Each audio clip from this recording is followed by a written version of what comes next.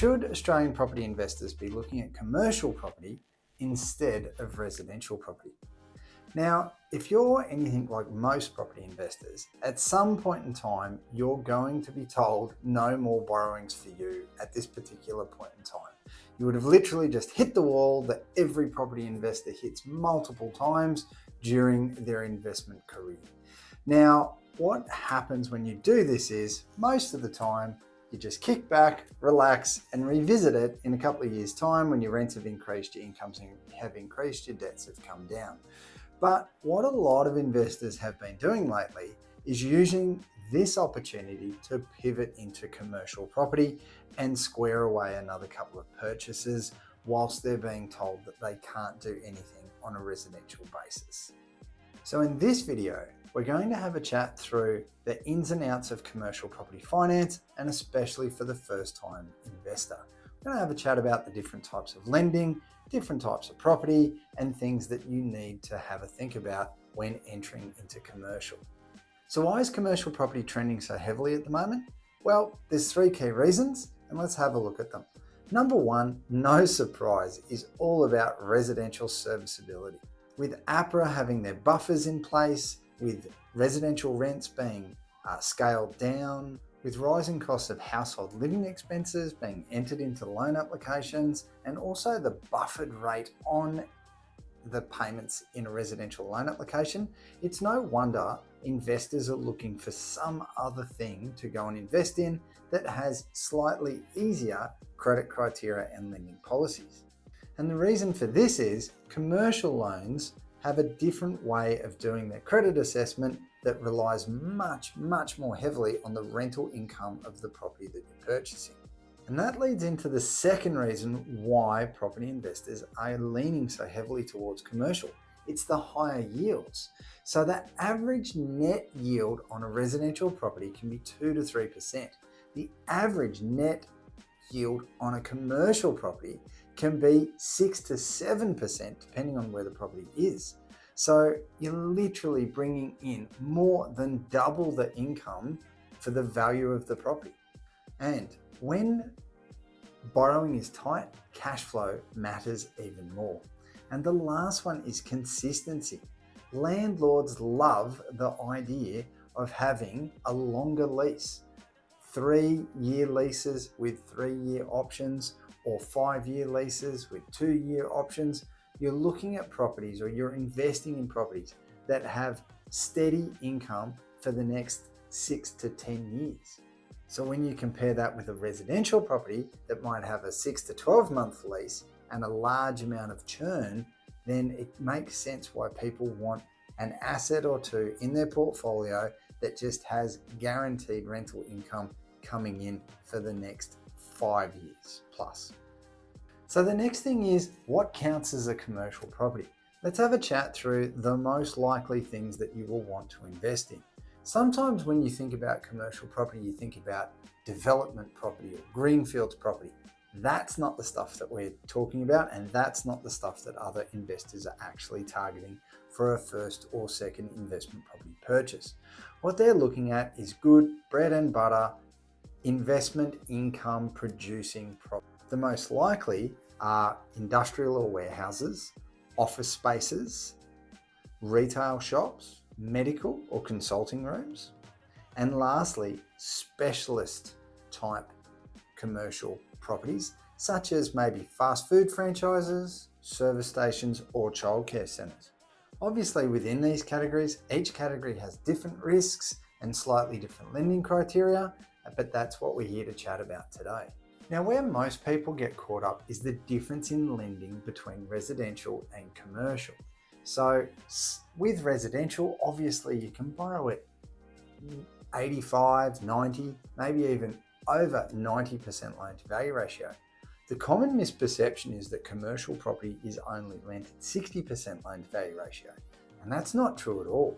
In most cases, your first investment property in commercial will be done through an SME type lending product, and your loan will be less than $1 million. So therefore, you can actually get up to a 30-year loan term and up to an 80% loan to value ratio on your first commercial investment property. This means you will of course need slightly more deposit than you would on a residential property, but nowhere near what most people perceive that they're going to need. Also, you've got to remember your purchasing cost might be slightly lower. Some states such as ACT don't have stamp duty on commercial property under 1.9 million. So therefore, you're saving a large chunk of purchasing cost by not paying the stamp duty. The next one is interest rates. Now, whilst residential rates are at about 5%, give or take, commercial properties are about 6%, give or take. And this would be for loans that were fully verified or on a lease doc basis. Now, with commercial, there are a lot of low doc and no doc options available as well. And obviously, the least amount of financials that you supply means the highest amount of interest rates that a lender can charge. So interest rates can be wide and very varied, but for most instances at the moment, about 6% is within the range. The next one is loan terms. Normally when you invest in a residential property, you'll have a 30-year loan term, maybe it kicks off 5 years interest only. There is actually no such thing as a typical commercial loan term. If you're looking at a lease doc, where the loan will match the term of the lease, it could be whatever the term of the lease is. I have done lease docs that only have 18 months left to run, so therefore the clients initially enter into an 18-month term. But then again, I've got clients that will do it on a full doc and they are borrowing over a 30-year term.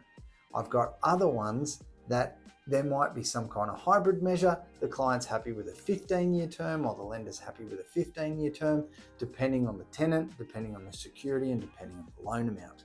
So it's not really a one size fits all, but definitely this is something that you always need to investigate, because a lot of people have a misconception that all commercial loans are either done on a 10 or 15-year term and they all have to be principal and interest. But it's certainly not the case. I've done some, as I mentioned previously, 18 months, interest only, with no term after that. The next one is serviceability. On residential loan applications, we're always looking at buffered rates, buffered income, and fully verified basis, including all of your expenses and outgoings in your personal names. Now, this is sometimes means that the debt servicing is quite hard. A lot of residential investors come to me and say, hey, but this is a really good property. It rents really well. It's got a house and a granny flat. In fact, it nearly pays for itself. Surely the bank can look at this in a common sense point of view. You've always thought, well, surely they can. And they can, but they don't do it on residential. They do it on commercial property. So commercial property, the focus is far more on the rental income that the property is receiving, the outgoings of that particular property, and the lease and tenant that is in place. So if you can demonstrate to a lender that the incoming rent is enough to service the debt and the tenant has a long lease and the tenant is a really good quality tenant that maybe employs multiple people and has been in that location for a number of years, then these are the applications that banks then focus entirely on the property in question, using only the rental income to service the debt, or some kind of hybrid between the rental income and your personal liabilities. But in most instances, they're not buffering your personal liabilities like they would in a residential loan application. This makes it far more advantageous for people that are quite highly leveraged in their own personal names to be able to go and secure some commercial property. Which segues into the next point. Lease terms matter far more than your personal income. Now, why is that? And what is lease terms, and what is a lender or valuer looking for in these leases? Number one, as discussed previously, they're looking for the length of the lease. If you can show a lender that you're buying a property that has 5 years lease still running with the current tenant, with maybe a 5-year option, the lender gets very comfortable that you will be able to pay your loan in the future, even if you are extremely reliant on that rental income to be able to do so. The next is the quality of tenant. If you've got a tenant that's maybe fitted out a 400 metre commercial office space at a cost of $2,000 a square metre, then they know that this is a quality tenant and the tenant's not going to up and leave anytime soon. Especially when these tenants might be part of a nationwide network, especially if it's like a nationwide accounting firm, a nationwide legal firm, a nationwide fast food franchise, something that has really good foot traffic, something that has really good inquiry and a destination shop that people want to go. The next one is the rental increments that are within the lease. When you do a residential lease, it's usually set that whatever the payment is or the rental payment is at the start is the same throughout the lease. When it comes to commercial, this is not the case. If you've got a 5-year lease, it's likely that each year there'll be included in the lease an increase to the rent. It might be 2%, might be 4%, it might be in line with inflation, but there will definitely be something in there that says every year the rental income that the tenant pays increases in line with either a previous agreement, such as 4% per year, or indexed inflation. And the last one that is really attractive for property investors that have multiple properties is in most commercial leases, the tenant will be paying the outgoings, or at a minimum, outgoings over the base year of the lease.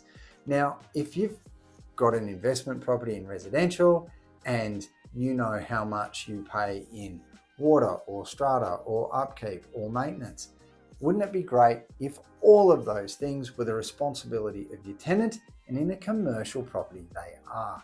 In fact, not only do they have to take care of their own maintenance, there's usually clauses in your lease that say that they need to return it to you in as good a condition or identical condition or better condition than they originally entered into at the start of the lease.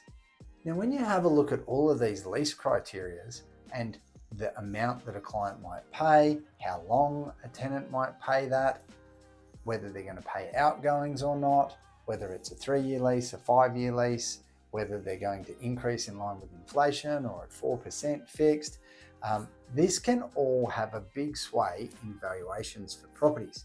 So you could, in fact, in commercial property, have 2 identical properties next to each other on the same street, one rented to one tenant, one rented to another, and these 2 identical properties would have different valuations based on the differences in the leases.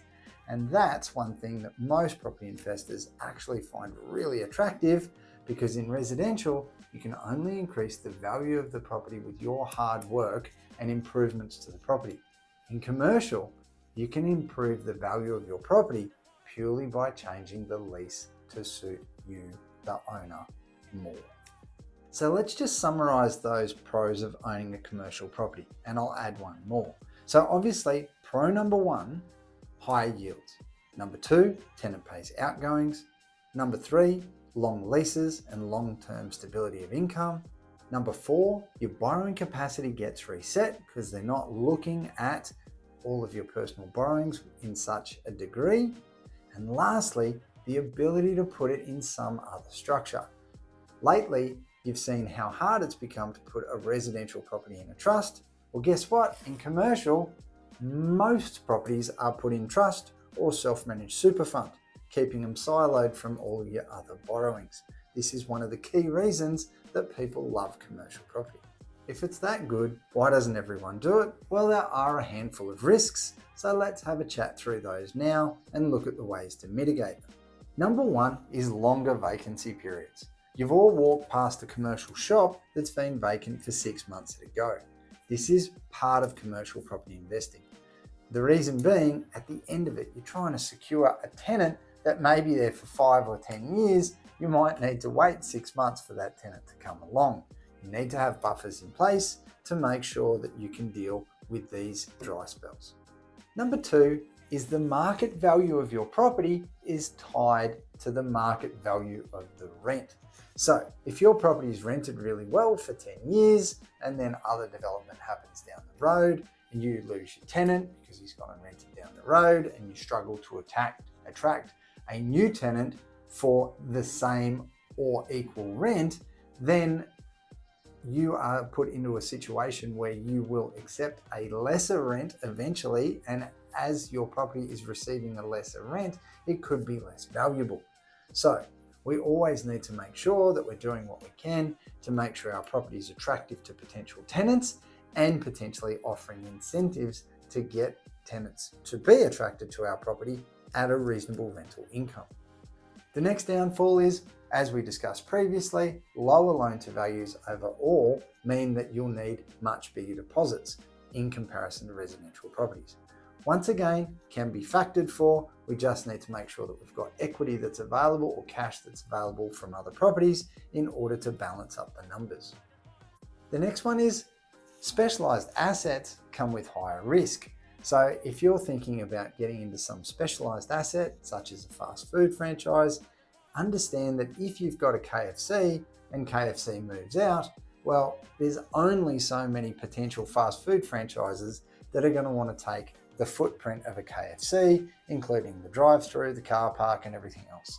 It's unlikely that you'll be able to re-rent your vacant KFC to a pet food shop. And the last one is, because so much of the value of your property is determined on the lease, then lease negotiations are complex.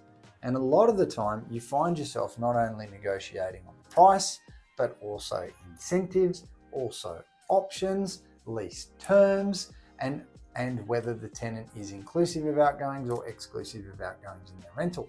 So with a residential property, you're usually just negotiating on the price that you're prepared to offer that property to be rented for on a weekly basis. But in commercial, you might be negotiating on 3 or 4 key areas within the lease. One might be more advantageous to the tenant, one might be more advantageous to you, and you need to make sure that overall it's still appealing to a lender. So who should be considering commercial property in 2026? So if you've hit a wall in your serviceability, then definitely consider commercial. Likewise, if you've got a few negative geared properties and you think that you'd like some positively geared properties to help balance things up, you should definitely be looking at commercial. If you have equity that exists in your other properties that you could put towards a commercial property in terms of the bigger, you can understand how a commercial lease is put together and the risks of commercial property in terms of vacancy, and you can mitigate that. And finally, if your plan is to hold the next property that you purchase long term, commercial property might be the ideal option for you. But who shouldn't be looking at commercial? Commercial doesn't make sense if you've only got small deposits. Commercial doesn't make much sense if you've got short-term liquidity problems or you need cash injections or the ability to refinance quite regularly in order to prop up your portfolio. It also doesn't make a lot of sense if you can't weather the storm of a long vacancy period. And finally, it doesn't make a lot of sense if you're a very hands-off investor. Although, once you've got the tenant in place, commercial properties do turn out to be quite hands-off. There is a lot of backwards and forwards and a lot of involvement getting your leases in place. Commercial isn't better or worse than residential, it's just different. So if this YouTube video has piqued your interest and you think maybe you'd like to know a little bit more about commercial property investing, then reach out. I'm happy to sit down, have a chat, work through the math and numbers, have a look at your current portfolio and see how things would work if you added a first commercial property and what potential structure that commercial property could be in that would suit your needs best. So there's a link below. You can book straight into our calendar. And as always with our videos, like and subscribe to see more content such as this. And don't forget to share this kind of content with other property investors that it might be beneficial to.